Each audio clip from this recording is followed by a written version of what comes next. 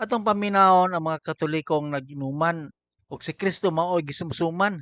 Sigurado ta nga magsilos gyud ani ang mga demonyo. Di sila kasunod ni Kristo. Kaya Kristo pala ino ba to? Kaya inom. Katoliko din ito, liwat ni Mario. Kada kita na inom. Pero brad, Sumba. inom pero dili pala hubog. Ha? Pala inom pero dili pala hubog. Ay pala hubog pala Kaya na inom. po ng term. Diba? Si Kristo, Maminaw sa tayo paradise. dili po ingon ta nga Pag-abot ng pare ni mo. palahubog pero mahubog pod kay bino man lang ginom makahubog yun ang bino. Pero ang mga Hudiyo gisiyohan siya sa palahubog.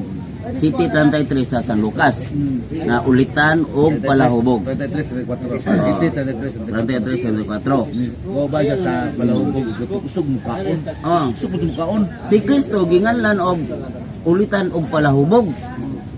Kita pong Katoliko gingan pa palahubog. Ang parehas dun ta ni Kristo ani. Ang mga kaaway ni Kristo maoy nagngalan. Maoy nag-isyo nga palahubog si Kristo. Ang mga kaaway ni Kristo. Kaya nga itong mga katbang naliwat dun is kaaway ni Kristo. Kaya sige magpangisyo. Ako nanganlan sa palahubog nga di gani ko tigino. Kuan pero mo ino gyapon bilang may basta naa. Ito mo ya mo. Okay. Bro, abi na mo. Yung sa ang pag-inom ko no sa mga Katoliko, i-post pa ko no sa social media. Yang saon naman lang ng pag-inom ni Kristo nga gi-post ni San Juan sa Biblia.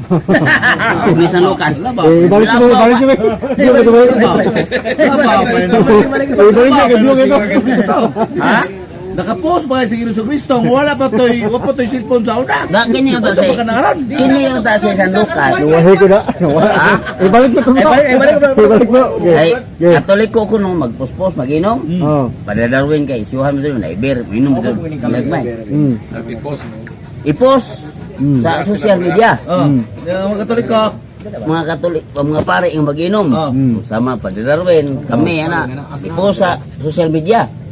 Pero wa gyud sila masuko ni San Juan o ni San Lucas nga ang nag-inom si Kristo gi-post nila sa Biblia. Bisa nila si Jesus sa parahubog. Oh, na mas Biblia gi-post man pod kini po San Juan.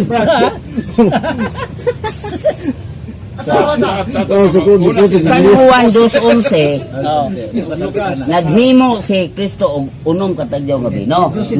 Painom jud to. Pero ngano lagi gi-post po di San Juan.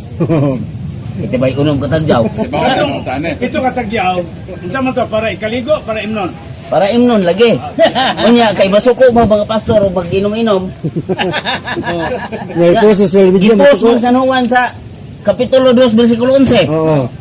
Unya na po sa San Lucas 22:19. Inom na nagdam ang sisos. Inom ka mo ni Bino. Gi-post mo San Lucas. Jesus pag yan. Oh, kung nautan pa, giman uy Lucas. Kung rubilisal ra ba yan, puspos le ha. Ay, post Biblia. Post Biblia.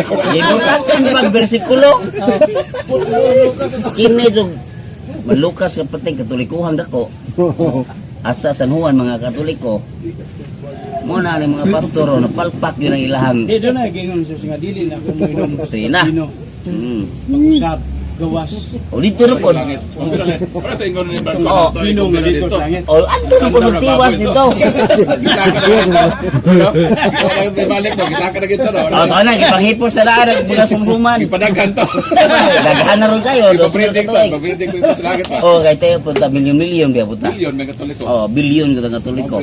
Nabay mga santos pilighana. Ako kumbina dito na eh. 13 na po akong bira. Santos na to, 10,000 na po kabuok. Nyo, sumala sa Suwati San Judas, Ono Jis, 10,000 abhescents. So Katoliko nakakuha na. Santos na ha? Oh, naka-comply na. Ha, na-fulfill na ang 10,000. Sa atong pabrajise, sa atong paglipay-lipay, pinangan sa chat kinagmay apil si Jesus sa atong paglipay-lipay. Happy. Kay Siya may nung gano'n eh. kasagaran ko kay Sato pa bro. dili man apil si Sato pa Jesus bro. na inom. Si ang kondador ini. Aka na, una nga, mawawag ko sa mga Katoliko. Founder. Og mag-inom-inom mo, i-appeal si Jesus. Kay og demonyo makapil mo na magkagubot. Muna, Muna manggiaway. manggiaway. Kay Demonyo ang man. giapil. Pero giapil si Jesus, Dito bibo, bibo. lipay, malipayon. Ang inom. Gisgutan na to ang pulong sa Ginoo. Nya gihisgutan na to sa San Juan nga mo nagpost ani bino diha sa 2:11 o di San Lucas nga naa sa 22:19. Kini mga duha ka Katoliko nga Nga, mo dali Dapat ra pa, kayo doon kung tapos. pulo ang magakatigom sa iyang pulong na siya. Naa siya. Isa gain tagay-tagay. Isa ka tagay kay sila bitaw po gasultihan na nagtagay mapod. Si Kristo pa nangulo. Ito si Kristo. Nga musupak mga itong mga igsoon kay panahon kuno sa mga inom-inom, may isko na sa pulo sa Ginoo. Ato kuno gisusuman ang ating Ginoo. Usa lang to pag argument pag-usa na bro. Ako na lang. Agi mo kuno sumsuman. Tagain na lang yun. Sige hong sumsuman nga naman tayo sumsuman na. Pag-inom ka sa ilinom nga makahubog, nga may isko sa pulo sa Ginoo. Ato kuno gisumsuman ng Ginoo. Ginoo ang Kristo. Asa may mayong iskutan, Ginoo o demonyo. Mo lang. Anong masuko man sila nga Ginoo atong isgutan o pag-inom ta. O demonyo di mo suko. Unya o maghisgot demonyo di sila mamadlong, mga demonyo do mga tawhana.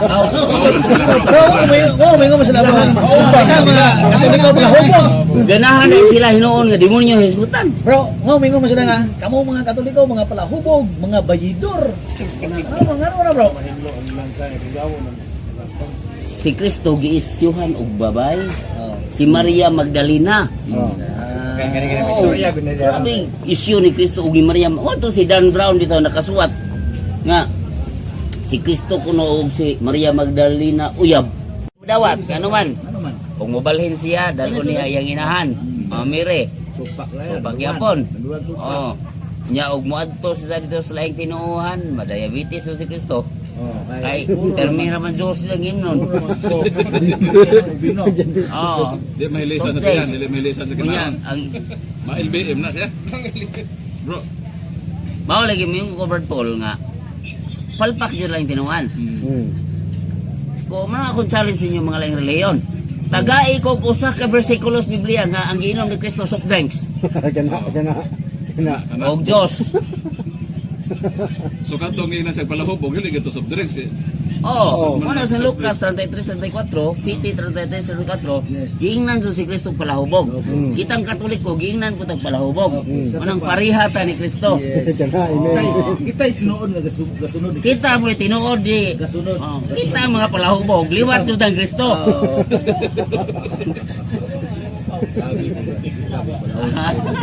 Wal bagud Di. wal bagud mabasa. Kita nga gihingan lang palahubog. Di, bro, katuingon yung mga baboy. Giisyuhang Bro, palahubog. kung dili na tabo ka og Gisuhan lang, baboy. gisuhan. Liwat jud ang Kristo ni. Kay gisuhan yun. Giisyuhan mo ng palahubog. Gamay ra gani itong imnon palahubog na. Ay lalo. Ug dili nato kalimtan nga si Santa Maria puwerteng pagkakatoliko ha. Sa kasal sa Kana, diyang nahutda na ubino ang mga naginuman, siya mismo mipahibalo kang Jesus. Nahutda na sila umbino. Maoki niyang sinugdanan sa milagro nga nagpakita sa gaho mong kaluoy ni Kristo. Disclaimer lang mga bro, joke ra ni. Ang pag-inom og bino o alak dili gidili. Apan ang paghubog-hubog maoy gidili. Unang Korinto chapter 6 verse 9 to 10. Mao na nga enjoy responsibly. Daghang salamat.